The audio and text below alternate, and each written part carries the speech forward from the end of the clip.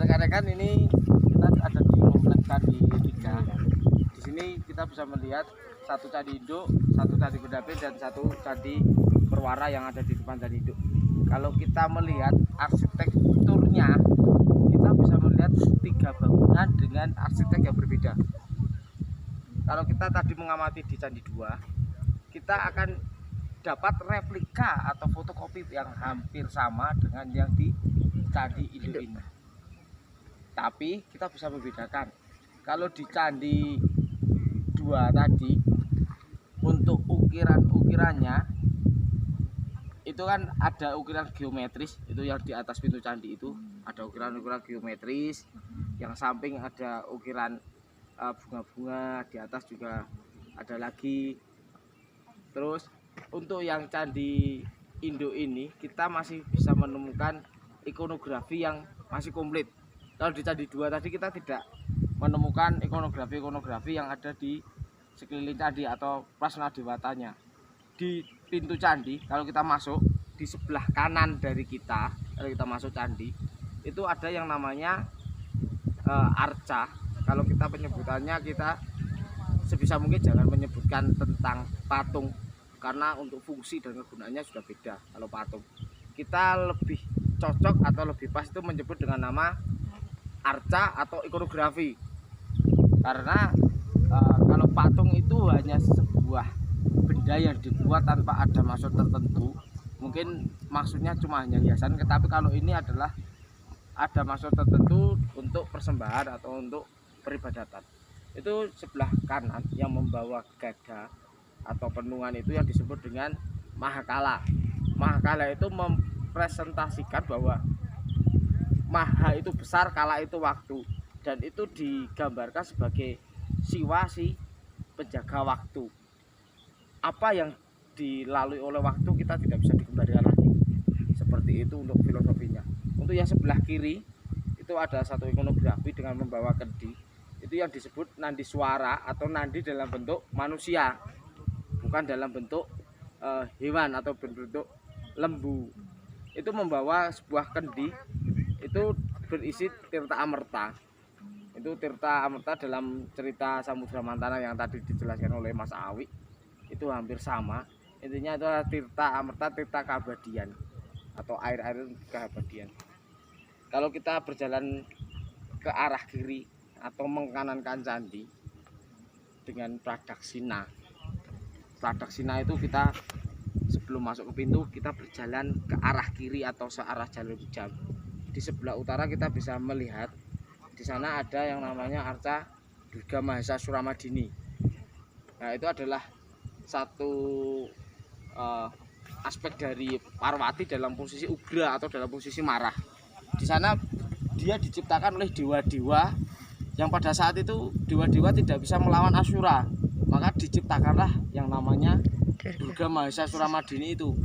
Di 8 tangan beliau itu memegang semua senjata dari dewa-dewa.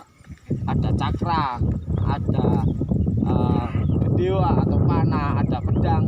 Nanti kalau kita mendekat kita bisa melihat memang ada beberapa perbedaan di antara satu ikonografi di sini di Rosongo sama ikonografi di daerah lain, karena ada yang bertangan 6 dan ada yang bertangan 8. Tapi untuk secara keseluruhan untuk cerita Durga Mahesa Suramadini hampir sama, yaitu Durga yang berdiri di atas sebuah kerbau atau mahesa dengan menjambak rambut anak kecil. Itu adalah Asura yang memberontak atau yang membuat kayangan kacau. Itu dia merasuk ke dalam mahesa itu, kemudian dia mau dibunuh oleh Durga. Makanya dia keluar dari kepala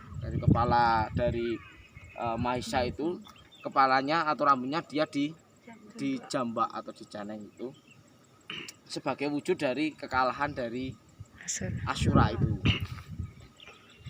Kita kalau berjalan di arah sebelah timur dari candi ini, kita bisa melihat sebuah ikonografi dari Ganesha. Ganesha yang sudah ekadanta atau sudah putus taring, giginya satu dipegang sudah putus. Dia berdiri di atas lapik Padma. Ini sangat beda dengan nanti yang ada di sebelah barat dari lembah ini. Kalau di sebelah barat di Candi 5 nanti kita bisa melihat Ganesha yang dia duduk bukan di atas Padma, tapi di atas sebuah yoni. Itu sudah beda lagi. Tapi untuk atributnya hampir sama, masih sama dengan tangan empat dengan siras cakra, atau di belakang kepala biasanya ada lingkaran, itu yang namanya siras cakra. Itu sebagai menunjukkan bahwa dia itu dewa-dewa yang utama atau dewa-dewa yang dihormati. Kalau kita berjalan di sebelah selatan, kita bisa menemukan Siwa Mahaguru atau biasa yang lazim disebut dengan Agastya. Itu adalah seorang resi yang berasal dari India yang membawa agama Siwa menyeberang lautan, karena dulu di India sudah dinaskan atau sudah dipastikan bahwa agama Siwa itu tidak bisa dibawa keluar dari India. Maka si Agastya ini, beliau bisa membawa agama Siwa menyeberang ke lautan, karena dulu agama Siwa itu tidak boleh nyeberang laut. Makanya di Indonesia secara umum atau di Jawa secara khusus, Agastya itu mempunyai peranan yang penting. Maka dia dijadikan salah satu aspek dari Dewa Siwa atau dijadikan keluarga dari Dewa Siwa. Diangkat menjadi dia itu mencapai moksa. Ya, itu dari Batara ya, dari ya, resi dia itu. Ya, orang suci. Kalau sekarang biasanya kita, kalau agama Islam biasanya disebut nabi-nabi. Nah, gitu. Itu dia seorang resi, tapi dia sudah disetarakan dengan dewa. Ya. Makanya dia sudah menjadi salah satu aspek dari Dewa Siwa. Dan dia dipercaya itu moksa itu tadi. Menyatu dengan alam semesta. Ya. Jadi hilang keduniawiannya, dia kemudian diangkat menjadi Agastya itu tadi. Nah, kalau kita lihat ke atas, hampir sama di atas itu juga ada kudu, tapi wajahnya lebih kecil. Lebih kecil. Yang atasnya cuma hiasan, ada bentuk atap, hiasan geometris dan lain-lain. Itu masih sama, ada kudu. Ya, wajah yang keluar.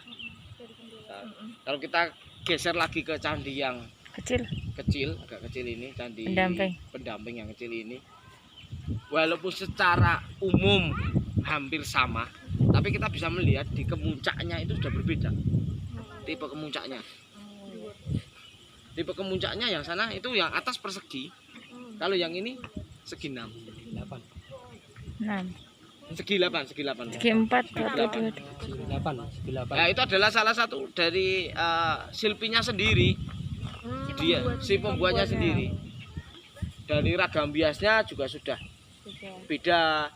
Dari atapnya kita lihat dari di atas pintu. Atas pintu itu kan sudah beda dengan yang ada di sini. Kalau di sana agak seperti limasan gini ya. Tapi kalau ini kan enggak.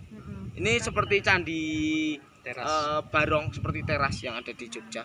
Itu hampir sama seperti ini. Nah, terus ada yang unik lagi di candi yang kecil ini. Kalau kita di sana di Candi Induk menemukan Nadi Swara dan Mahakala